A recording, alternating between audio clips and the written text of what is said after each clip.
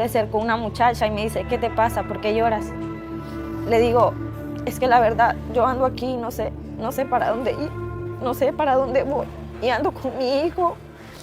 Y lo que me duele es verlo a él ahí, él lloraba, que me decía que tenía hambre.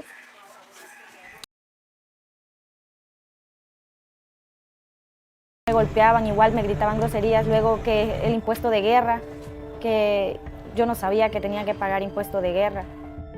Lo único que le pedía a Dios, que no se abriera la puerta, el niño bien asustado, el niño me gritaba, mami, llorando. Yo sé que si yo abría la puerta me podían ultrajarme a mí o me le podían hacer daño al niño, solamente para cobrarse lo que es el impuesto de guerra. Begged for food during the day and hid in the bushes at night. In recent years, tens of thousands have fled the North Triangle of Central America, seeking asylum from the region's rampant crime and gang violence.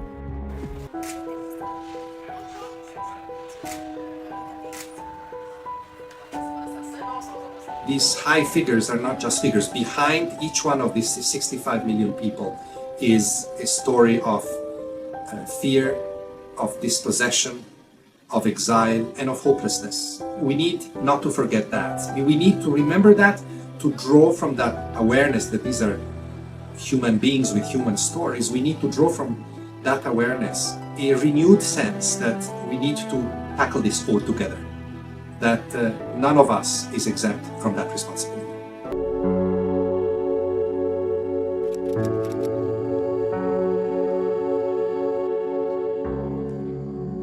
Susanna says that she will die from sorrow. Months ago, she watched in horror as anti-government militia in Burundi violently tore her family apart.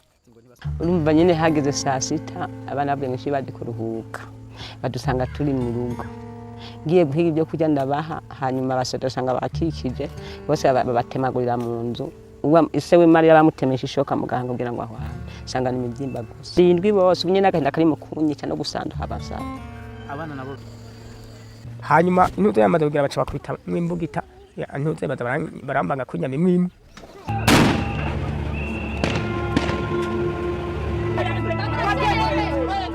More than 270,000 people have fled to neighboring countries, particularly Tanzania, DRC, and Rwanda, and that flow hasn't ended because the internal conflict in Burundi continues to be the cause of internal and especially external displacement. All this to say that Africa is and remains the theater of some of the largest refugee situations in the world. Unfortunately, it has not received enough attention. Funding of our operations in Africa continues to be very low. It is important that the same attention that is put in trying to address politically either crisis is exercised also in Africa, because in the end, like everywhere else, you need to make peace in order to find a way forward for these millions of refugees.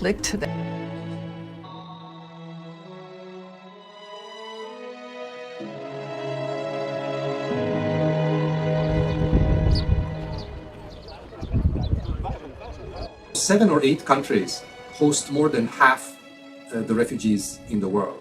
And likewise, 7 or 8 countries provide more than half of the funding to help the refugees and displaced. This is not a sustainable situation, especially with the problem becoming so big and complex.